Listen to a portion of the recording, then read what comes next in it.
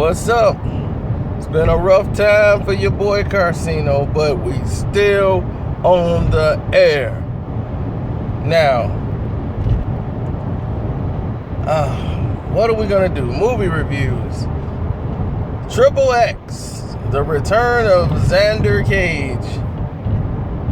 If this couldn't have been done any more cheaper, I swear this could have been a straight to DVD film. It's XXX, Xander, the return of Xander Cage, or whatever. That's exactly what it was about.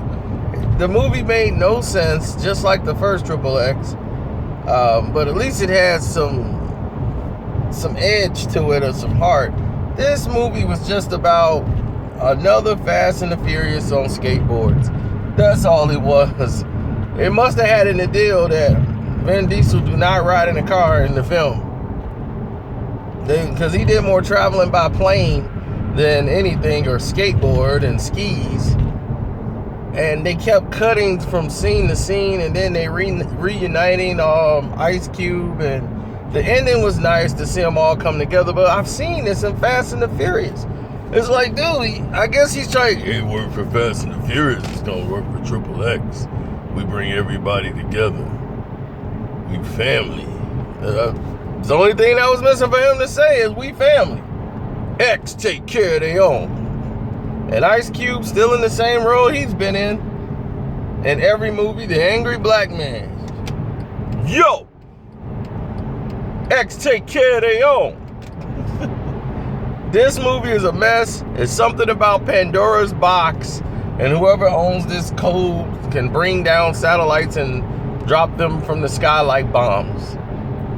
Yeah, that bad. There's nobody in there. All the bad guys end up being good guys, and now it's like Fast and the Furious. They're all one team now. So this movie gets a complete 1 out of 4 stars. It's more humorous than entertaining. You don't really care about any of the characters. You don't even get to know anything about them. You can't connect to anybody. They got everything covered. You got the tough chick, the lesbian chick, the Asian guy. You got this is Fast and the Furious on skateboards. That's all you need to know about XXX. And it's open for more, depending on how much money they suck out of people this weekend. It's open for more sequels. Hopefully they all go straight to video, because this was not good. Next, we have M. Night Shyamalan in Split. M. Night Shyamalan has been the most victimized person on earth, but it was I, and I alone, who told the world this guy was trash years ago. When The Sixth Sense was out, I'm like, y'all think this is outstanding? I'm like, it was a good movie, but I'm not that blown away. I'm like, I could see the little twist at the end. So everybody thought, like, this guy, his mind thinks on a whole nother level. And, you know, this is what we need to do. And this guy is something special. Next came Unbreakable. Oh, you didn't like Unbreakable? I thought Unbreakable was trash. Everybody loved it. Oh my God, the concept. This guy is so next level. You're just not aware. I'm not aware. Then came like Aliens or whatever. The one with the aliens was coming in there. The Signs. Oh my God, the Signs. Oh, this is going to be outstanding. Then people felt duped a little bit, but they still liked it a little, you know. Then The Village, Lady in the House, Lady in the Water, then The Happening, and everybody started to say, oh, wait a minute now, this guy, yeah, I think he kind of sucked. We've already been on this side of the fence. So the movie that he was afraid to even put his name on after taking the backlash from the Will Smith movie where he directed, he was afraid to put his name on Devil, which was interesting, with them on the elevator, which was actually a good film. But he wanted to have as little as involvement in that as possible. Then he came with The Visit. I hated The Visit. I hated everything about it. It was misdirection, just like Shyamalan does. A lot of misdirection, and it leads you to the payoff of absolutely nothing. They had the most annoying kid in the history of cinema annoy you through the entire film, that you side with the grandparents in the entire film. Now let's get the Split. Split is a movie about a person named Kevin with 23 different personalities inside himself, and his shrink believes that this guy is a phenomenon because he represents a person who actually go through physical changes through these personalities. The brain actually sends command. Like, they're not all male. He have females. He have like a little boy. He got a 9-year-old boy. And whatever the mind believes he is, you know, that's what takes over. Like, one of the girls has diabetes, and he has to take a shot because he's of insulin, because he becomes a diabetic when he's her, and then everybody else is not. But now there's a 24th that's coming, called the Beast. And he's just mean, and he wants to devour unpure souls of children, you know. So it has some disturbing scenes early on in this picture that I'm like, what was that even in the movie for? You know, it was just totally disturbing. A lot of scenes in here that I'm like, I'm not really feeling this. And they got the girl from The Witch, she's in there. Another movie I couldn't stand. But they got a lot of girls who had some talent acting. The one girl from The Edge of 17, she's in it. She played the friend that was with the brother. So anyway, as the movie progressed, they're getting ready. Two of the identities, they're like partners, like a girlfriend, like brother and sister almost, and they want to knock out the other guy who's in charge, who's been the guy who's been in charge for the longest. And these two were kind of like casted out by the other characters that was in the body. They teamed up to kick these two out, because these two, they want to bring the Beast in. Like, I want to follow the Beast. Y'all want to just be weak and do this. The Beast is going to give us power. We can have unlimited resources.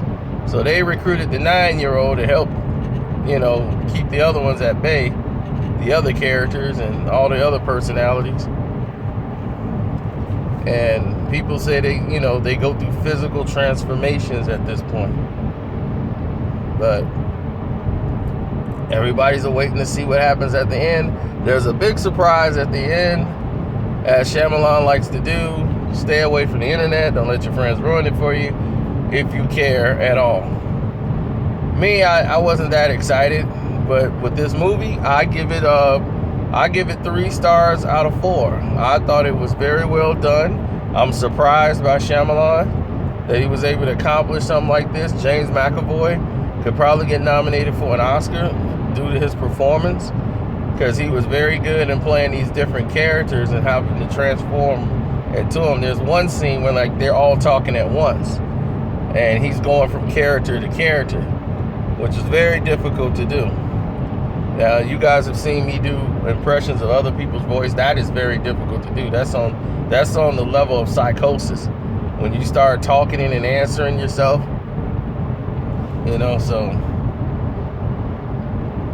it's like I wouldn't say a physical transformation, but sometimes when you do the voices, to get to the character or how they are and to get their voices, you might have to do physical things like with your hands or their face or how they move, just to get, you know, the character down.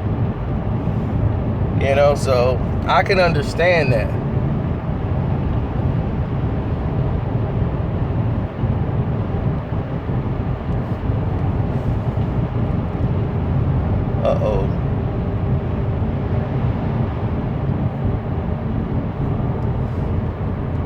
make a turn. But yeah, so I understand that. And I think they did a very good job in portraying everything and like breaking all the characters down. So when you go into like different, like let's say, I'm gonna try it. I'm gonna see if I turn into Macho Man Randy Savage if I do his voice or something. Like Macho, he was another guy. When I do Macho, I gotta do the neck thing, you know, and this, ooh yeah, dig it. You gotta like dig it down like Macho. Ooh yeah, when I come in that steel cage, yeah. I'm on Hulk Hogan and the rest of the crew. I want everybody down there to understand one thing. It's the Macho Man's time, yeah. So, when you put yourself and extend yourself like that, you have to dig down deep to bring the voices out. Like if I did like Manny Pacquiao or something like that, you have to kind of go with the character of the person. I really don't really care about none of the things that they say about Floyd about fighting.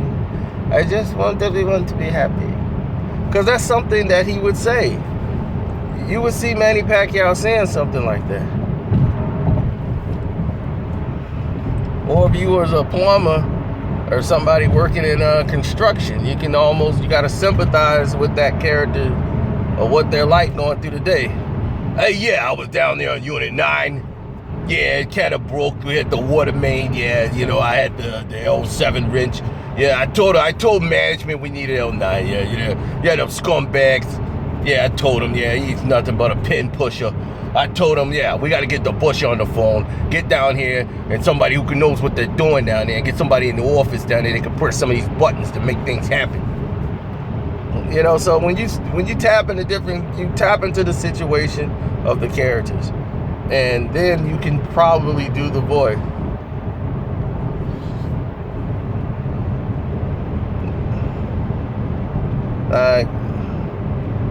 Like for a female, like, that's different. You have to have a pitch, tone, attitude, and mostly I could do like my cousin if it's gonna be a female. Normally if it's a single white female, it's almost a Becky type of voice. And that's just it. But other than that, I don't have 23 characters in me. And it's hard to focus on driving and try to channel into doing characters.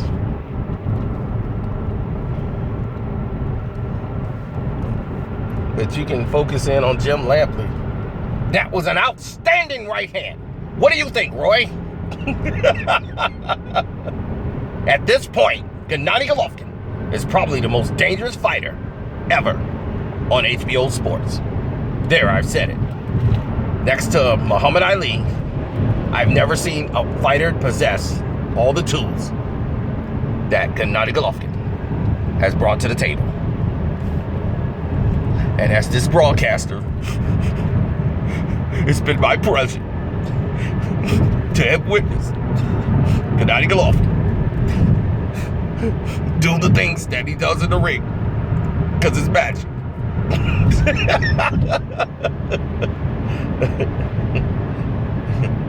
And Roy B, yep, because what it did was, when he came in the ring, he made up his mind. Look, I'm either hit him with the left or I'm going to hit him with the right. But anyway, he got to go. And when he got to go, he got to go. Now, when he dipped to the left and did like that, I said, oh, now he doing that. That's not RJ. Now he doing me now. I seen him. When he dipped that shoulder down, I said he doing RJ. Now, did I say, did you see it? See, you ain't see it. I like that.